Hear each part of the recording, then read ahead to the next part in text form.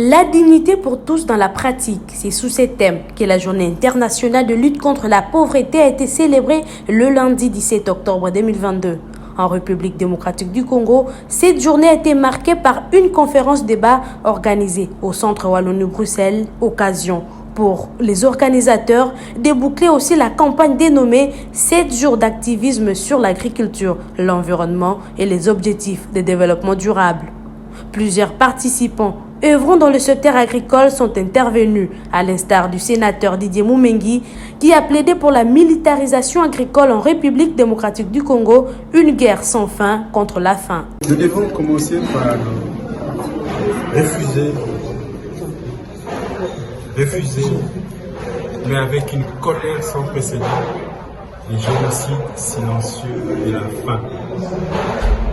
Parce que nous avons 80 millions de terres arables, parce que nous avons 45% de toutes les réserves de ressources d'Afrique, parce que dans les eaux nationales du Congo, il y a 700 000 tonnes de potentialité halieutique, parce que notre terre peut héberger l'élevage de 40 millions de têtes de gros bétail. On ne peut pas accepter que cette terre puisse assister sans révolte au génocide silencieux de la faim. On va commencer par décréter l'état d'urgence agricole pour que l'agriculture devienne la première activité du pays, pour que nous devenions une république agricole. À partir de là, la modélisation de la militarisation de l'armée ne veut pas dire rendre les militaires et les mettre dans l'activité agricole, non. Militariser l'agriculture, c'est créer un corps martial qu'on appelle force agricole militaire. Ce corps-là fera de l'agriculture une activité militaire.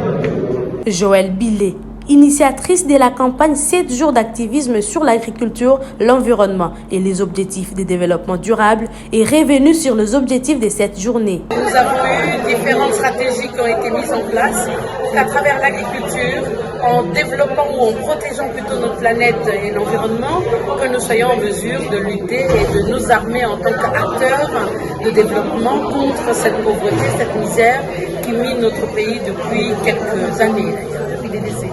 Il faudrait que nous puissions apprendre à nos enfants, parce que c'est surtout à la jeune génération que je voudrais m'adresser, à voir l'agriculture comme étant le levier qui va permettre une croissance économique en RDC.